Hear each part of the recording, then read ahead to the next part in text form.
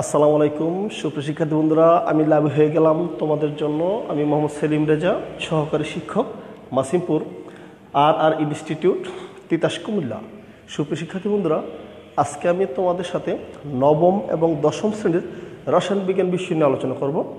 আজকে আমার পাঠ শিরোনাম হচ্ছে মূলের ধারণা ও রাসায়নিক গণনা, অর্থাৎ ষষ্ঠ অধ্যায়ের রসায়ন বিজ্ঞানের ষষ্ঠ অধ্যায়ের থেকে আজকে আমরা আলোচনা করব। তো এই অধ্যায়টা প্রাথমিকভাবে আমি একটা আলোচনা হয়েছে, এখন শেষ অংশে আমি আজকে আলোচনা করব। তার আগে তোমরা একটু সবাই আমাকে জানাও আমার ভয়েসগুলো ক্লিয়ার বোঝা যাচ্ছে কিনা, বোর্ড দেখা যাচ্ছে কিনা, লেখাগুলো স্পষ্ট বোঝা যাচ্ছে কিনা, আমাকে দেখা যাচ্ছে কিনা, একটু কমেন্টস করে সবাই জানিয়ে দাও, ওকে। আর তারপর কি করো, একটা শেয়ার বাটন শেয়ার করে দাও। যারা দেখছো শেয়ার করো লাইভটা, তুমি দেখো, অন্যকে দেখার সুযোগ করে দাও এবং খাতা কলম নিয়ে বসে যাও। আমি যেই প্রশ্নগুলো করব সাথে সাথে লিখে নিবা, ওকে। তো ঠিক আছে, আজকে আমরা এই মূলের ধারণা এবং রাসায়নিক গণনা থেকে একটা সৃজনশীল নিয়ে আলোচনা করব, ঠিক আছে। তো আমরা এখন একটা বোর্ডে একটা সৃজনশীল করব, এই সৃজনশীল নিয়ে আজকে আলোচনা, ওকে।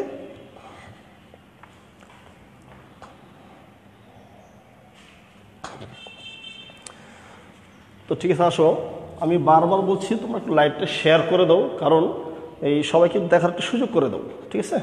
কারণ আমরা যে কষ্ট করে ক্লাসগুলো করছি, এই ক্লাসগুলো তখনই সার্থক হবে যখন তোমরা দেখবা, এগুলো মূল্যায়ন করবা, ওকে। তো সবাই লাইভটা একটু শেয়ার করে দাও। আমি একটা সৃজনশীল করব, তোমরা সবাই খাতা কলম নিয়ে উঠিয়ে নাও। একটি যৌগে একটি যৌগের শতকরা সংযুতি, একটি যৌগের শতকরা সংযুতি হচ্ছে নাইট্রোজেন হচ্ছে তোমার 36.8% এবং অক্সিজেন হচ্ছে তোমার 63.2%। এর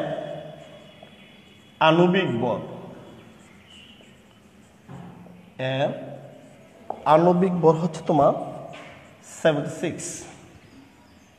বন্ধুরা, তোমরা একটু লক্ষ্য করো, একটা উদ্দীপক সাজানো হয়েছে। একটা যৌগের শতকরা সংযুতি হচ্ছে নাইট্রোজেন হচ্ছে তোমার 36.8%, অক্সিজেন হচ্ছে 63.2% এবং এর আণবিক ভর হচ্ছে 76। এ হচ্ছে একটা উদ্দীপক। এটা থেকে 3-4টা প্রশ্ন হবে, আমি প্রশ্নগুলো বোর্ডে লিখে দিচ্ছি, তোমরা সবাই লিখে নাও। কত প্রশ্ন করা হয়েছে, মোলার আয়তন কাহাকে বলে? মোলার আয়তন কাকে বলে? খতে বলা হচ্ছে অবস্থান্তর মৌল বলতে কি বুঝো?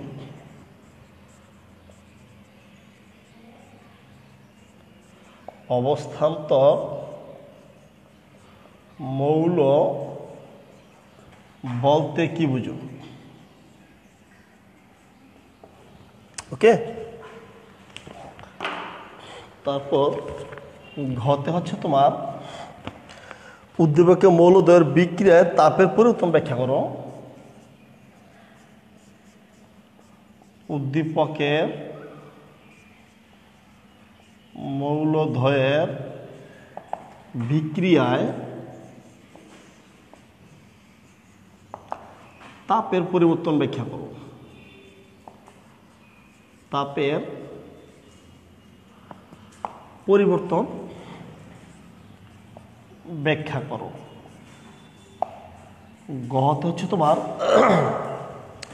গহতে উদ্দীপকে উল্লিখিত নাইট্রোজেন অক্সিজেন শতকরা সংযুক্তি হতে দেখা হচ্ছে উল্লিখিত নাইট্রোজেন এবং অক্সিজেন এর শতকরা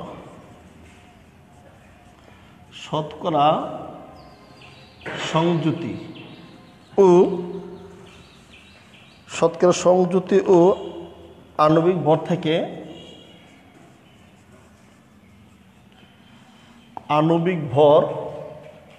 থেকে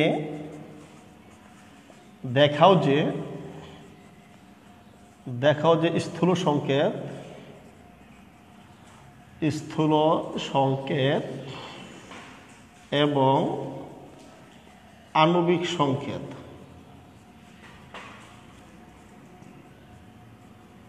একই।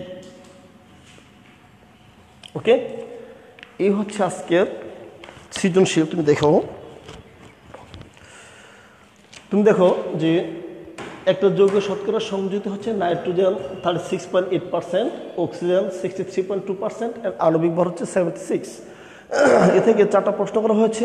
সেটা হচ্ছে কি, মৌলায়তন বলতে কি বুঝো, অবস্থান্তর মৌল বলতে কি বুঝো, উদ্দীপকের মৌলদের বিক্রিয়া তাপের পরিবর্তন ব্যাখ্যা করো, উল্লিখিত নাইট্রোজেন এবং অক্সিজেন এর শতকরা সংযুক্তি আণবিক ভর থেকে দেখাও যে স্থূল সংকেত এবং আণবিক সংকেত একই। ওকে, তো ঠিক আছে, আমরা এখন চলে যাবো সলিউশনে। তোমরা খাতা কলম নিয়ে বসে যাও।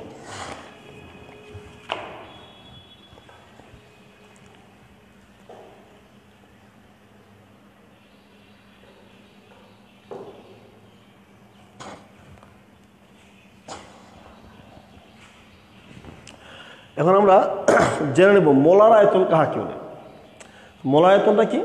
মোলায়তনটা হচ্ছে তোমার এক মোল পরিমাণ কোনো পদার্থের আয়তনকে মোলায়তন বলা হয়। এক মোল পরিমাণ কোনো পদার্থের আয়তনকে মোলার আয়তন বলা হয়। তোমার সুবিধার্থে আমি আবার বলছি, এক মোল পরিমাণ কোনো পদার্থের আয়তনকে মোলার আয়তন বলা হয়। ওকে, তাহলে আমরা কয়ের সলিউশনটা হয়ে গেল যে এক মোল পরিমাণ কোনো পদার্থের আয়তনকে মোলার আয়তন বলা হয়। ওকে, ঠিক আছে। এরপর আমরা চলে যাচ্ছি অবস্থান্তর মৌল বলতে কি বুঝো। অবস্থান্তর মৌল হচ্ছে তোমার পর্যায় সারণীতে গ্রুপ 3 এবং গ্রুপ 11 এই পর্যন্ত যে মৌলগুলো রয়েছে এই মৌলগুলোকে অবস্থান্তর মৌল বলা হয়। আমি আবার বলছি, পর্যায় সারণীতে গ্রুপ 3 এবং গ্রুপ 11 এর মাঝামাঝি যে মৌলগুলো রয়েছে তাকে অবস্থান্তর মৌল বলা হয়।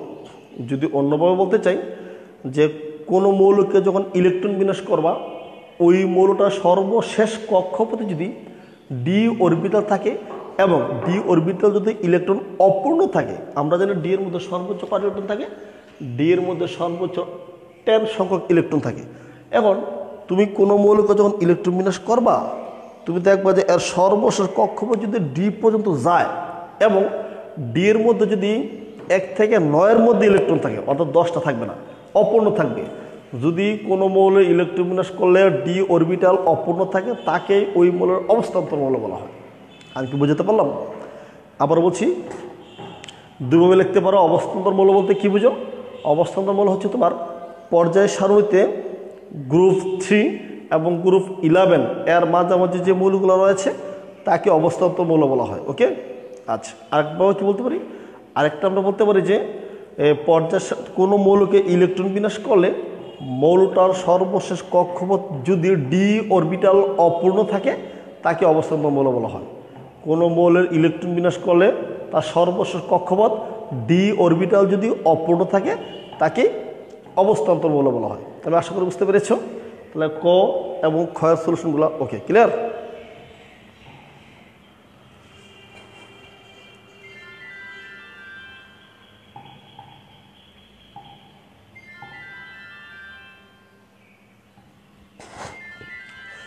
এখন আমরা গতে চলে যাব। উদ্দীপকের মৌলদের বিক্রিয়া তাপের পরিবর্তন ব্যাখ্যা করো।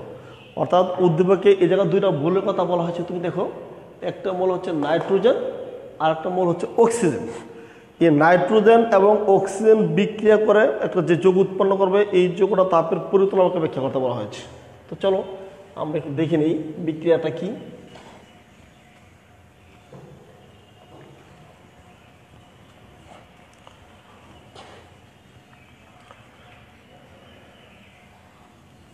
আসো, নাম্বার গয়ের সলিউশনটা দেখো। লিখবা উদ্দীপকে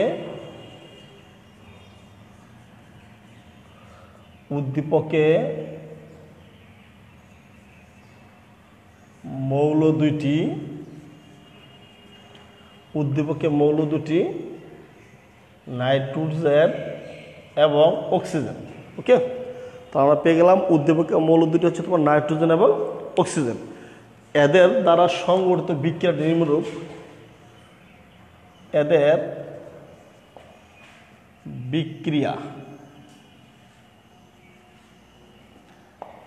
বিক্রিয়াটি নিম্নরূপ। দেখো, এ হচ্ছে তোমার নাইট্রোজেন যোগ অক্সিজেন উভয় দিকে তীরচিহ্ন যেটা উভমুখী বিক্রিয়া, তাহলে নাইট্রো অক্সাইড। এই ক্ষেত্রে ডেল্টা এইচ এর মান হচ্ছে তোমার 180 কিলোজুল পার মোল, ক্যালোরি জুল পার মোল। তো তুমি প্রথমে লিখে নেবা উদ্দীপকের মৌল দুটি হচ্ছে নাইট্রোজেন এবং অক্সিজেন। এই দুইটি নাইট্রোজেন এবং অক্সিজেন বিক্রিয়া করলে কি হয়, তুমি দেখো নাইট্রোজেন এবং অক্সিজেন বিক্রিয়া করলে হচ্ছে নাইট্রো অক্সাইড। এই ক্ষেত্রে ডেল্টা এইচ এর মান হচ্ছে 180 ক্যালোরি জুল পার মোল। তো একটা জিনিস লক্ষ্য করো, যেহেতু ডেল্টা এইচ এর মানটা কিন্তু প্লাস, তা আমরা জানি কি ডেল্টা এইচ এর মানটা যেহেতু প্লাস, এটা একটা তাপ উৎপাদী বিক্রিয়া।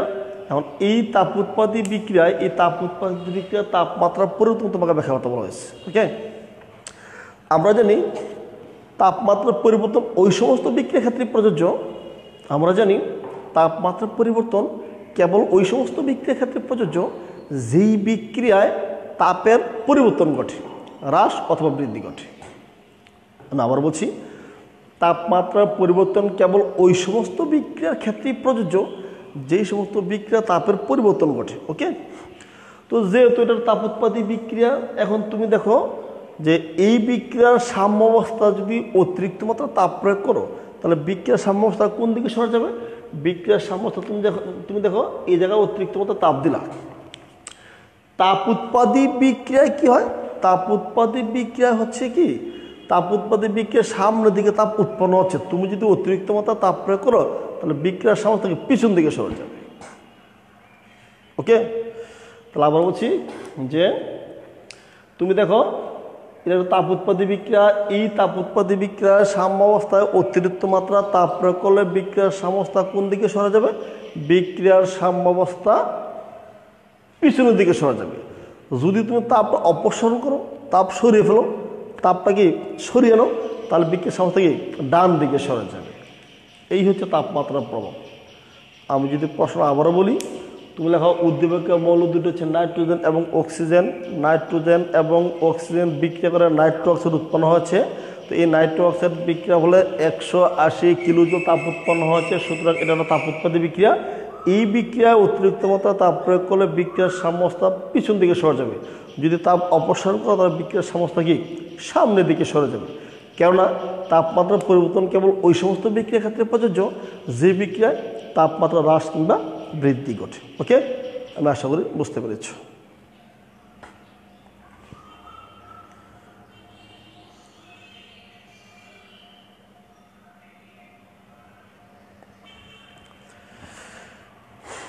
ধন্যবাদ যারা আমার জন্মদিন আমাকে উইশ করেছ, সবাইকে ধন্যবাদ। তো আমি আশা করি তোমরা ভালো থেকো, তোমাদের প্রতি শুভকামনা রইল।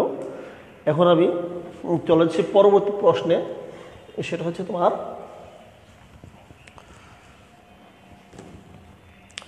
কি বলা হচ্ছে, উদ্দীপকে নাইট্রোজেন এবং হাইড্রোজেন, উদ্দীপকে নাইট্রোজেন এবং হাইড্রোজেন এর শতকরা সংযুক্তি থেকে এবং আণবিক ভর থেকে তোমাকে দেখাতে বলা হয়েছে এর স্থূল সংকেত এবং আণবিক সংকেত একই। ওকে, উদ্দীপকে নাইট্রোজেন এবং হাইড্রোজেন যে দুইটা মৌল দেওয়া হচ্ছে, এই মৌলের শতকরা সংযুক্তি এবং আণবিক ভর থেকে তোমাকে বলা হয়েছে স্থূল সংকেত এবং আণবিক সংকেত একই দেখাও। ওকে, তো ঠিক আছে, আমরা চলো সলিউশনটা করে যাচ্ছি।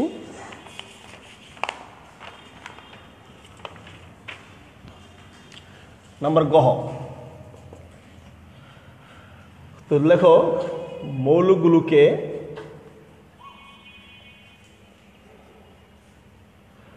মৌলগুলোকে তাদের নিজ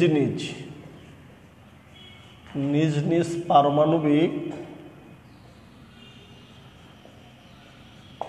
ভর দ্বারা ভাগ করে। ভাগ করে পাই। মৌলগুলোকে তাদের নিজ নিজ পারমাণবিক ভর দ্বারা ভাগ করে পাই। তোমাকে যে দুইটা মৌল দেওয়া হয়েছে নাইট্রোজেন এবং অক্সিজেন, এই মৌলগুলোকে তাদের পারমাণবিক ভর দ্বারা ভাগ করো। তো আসো প্রথমে আমি বের করে নাইট্রোজেন। নাইট্রোজেনের পরিমাণ কত আছে দেখো তুমি। হ্যাঁ, নাইট্রোজেনের পরিমাণ আছে 36.8, তাই না? তো নাইট্রোজেনের পারমাণবিক ভর কত আমরা জানি 14। তুমি ভাগ দাও, ভাগ দিলে হচ্ছে তোমার 2.63। ওকে, তারপর চলে আসো কি অক্সিজেন। অক্সিজেনের পরিমাণ কত আছে? অক্সিজেনের পরিমাণ আছে তোমার 63.2। এখন অক্সিজেনের পারমাণবিক ভর হচ্ছে আমরা জানি কি 16। তাহলে 16 দ্বারা ভাগ দাও, 16, তার মানে হচ্ছে কত 3.93। বন্ধুরা তোমরা লক্ষ্য করো যে উদ্দীপকের যে দুটো মৌল দেওয়া হয়েছে অক্সিজেন এবং নাইট্রোজেন এবং অক্সিজেন, তাই না? তাহলে আমরা মৌলগুলো তাদের নিজ নিজ পারমাণবিক ভর দ্বারা ভাগ করে পাই। নাইট্রোজেনের পরিমাণ হচ্ছে 36.8, তো আমরা জানি নাইট্রোজেনের পারমাণবিক ভর হচ্ছে তোমার কি 14। তাহলে আমি এই সংখ্যাটাকে 14 দ্বারা ভাগ দিলাম 2.63। তারপর চলে যাচ্ছে অক্সিজেন। অক্সিজেনের পরিমাণ তো আছে তোমার 63.2। এখন অক্সিজেনের পারমাণবিক ভর কত 16। তো অক্সিজেনের পারমাণবিক ভর দাও তুমি সংখ্যাটা ভাগ দাও 3.39। আমি দুটো ভাগফল পেয়ে গেলাম। এই ভাগফল থেকে তুমি দেখো সর্বনিম্ন যে সংখ্যাটা পাবা এই সংখ্যাটা দিয়ে পুনরায় আবার ভাগ দিবা। তো আসো প্রাপ্ত ভাগফলকে প্রাপ্ত বা সর্বনিম্ন সংখ্যা দ্বারা ভাগফল পাই। দেখবা প্রাপ্ত ভাগফলকে সর্বনিম্ন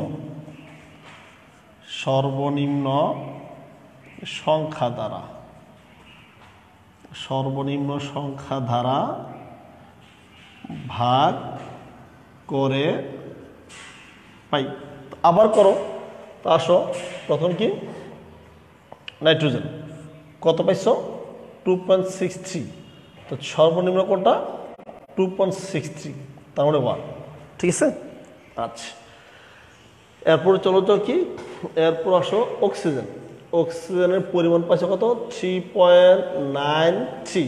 সর্বনিম্ন সংখ্যা কত পাইছো 2.63, তার মানে 1.5। ভাগ দিয়ে দেখো, তুমি দেখো সর্বশেষ যে ভাগফলটা এটা দশমিক আকারে রাখা যাবে না। তাহলে কী করতে হবে, তুমি দেখো এটাকে তুমি 2 দিয়ে গুণ দিয়ে দাও। 2 দ্বারা গুণ দিলে কত হচ্ছে 3। তাহলে এই সংখ্যাকে 2 দ্বারা গুণ দিতে হবে, তার মানে 2। তো আমি সর্বশেষ কী পাইলাম, সর্বশেষ নাইট্রোজেন পেয়ে গেলাম 2 আর অক্সিজেন পেয়ে গেলাম কত 3। এখন আমি ইজিলি স্থূল সংখ্যা নির্ণয় করতে পারি। তাহলে আবার সুতরাং যৌগটির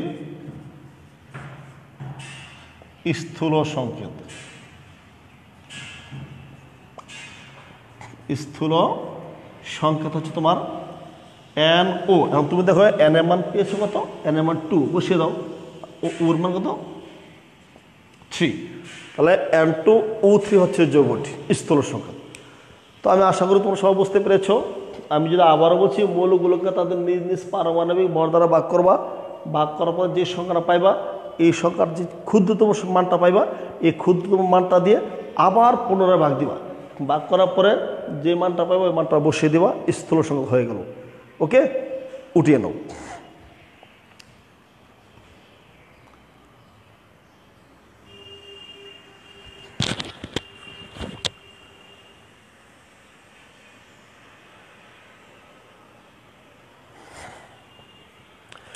তারপরে আমি এখন স্থূল সংকেত বের করা হয়েছে, এখন আমি আণবিক সংকেত বের করব। তা আমাকে দেখতে হবে স্থূল সংকেত আর আণবিক সংকেত এক হয় কিনা।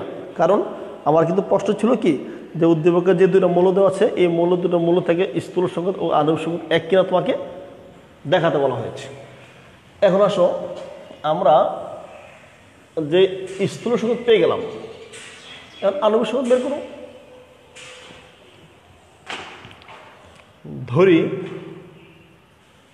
ধরি যৌগটির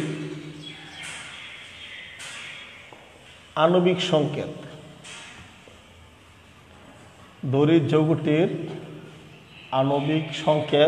তুমি দেখো যে স্থূল সংকেত পেয়েছো এই স্থূল সংকেতকে তুমি n দ্বারা প্রকাশ করো। আমি n দ্বারা আণবিক সংকেতকে প্রকাশ করলাম। ওকে, তাহলে দড়ির যৌগটির আণবিক সংকেত স্থূল সংকেতকে ব্রেক কিন্তু শুধু এন দ্বারা প্রকাশ করে দিয়েছি, আণবিক সংকেত হয়ে গেল। এখন আসো আমরা এই জায়গায় এন এর মানটা বের করব। লিখবা প্রশ্ন মতে তুমি দেখো N2O3N ইকুয়াল এর আণবিক ভর দেওয়া আছে 76। উদ্দীপক আমরা জানি আণবিক ভর কত দেওয়া আছে 76। ওকে, এখন আসো তো নাইট্রোজেনের পারমাণবিক ভর হচ্ছে তোমার 14, নাইট্রোজেনের পরিমাণ 2 যোগ oxygen 16 into 3 into N equal 76। তুমি গুণ করো 28 প্লাস 48 ইন্টু N ইকুয়াল 76। আশা করি বুঝতে পেরেছ। যোগ করে দাও, যোগ করো 76 ইন্টু N ইকুয়াল 76। আমার দরকার N এর মান 76 উপরে আর 76 নিচে, সুতরাং N ইকুয়াল 76 ক্যান্সেল 1। ওকে, হ্যাঁ বাবা কেমন আছো? বসো। এই হচ্ছে তোমার N এর মান 1। ওকে, এখন আমি N এর মান শুধু জাস্ট খালি এই জায়গায় বসিয়ে দেবো। তুমি লিখবা সুতরাং যৌগটির আণবিক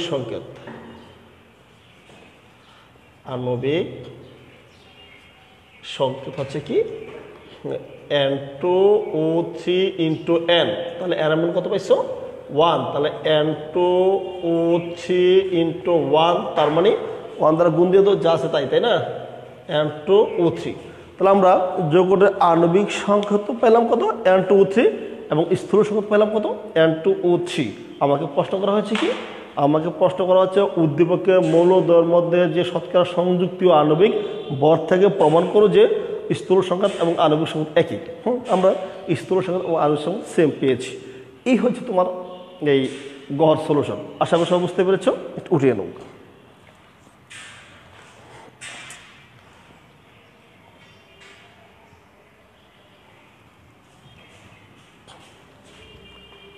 বসো। তো বন্ধুরা ঠিক আছে, আজকে এই পর্যন্তই। আবারও দেখা হবে পরবর্তী ক্লাসে। ততক্ষণ পর্যন্ত তোমরা ভালো থেকো, সবাই সুস্থ থাকো। আসসালামু আলাইকুম।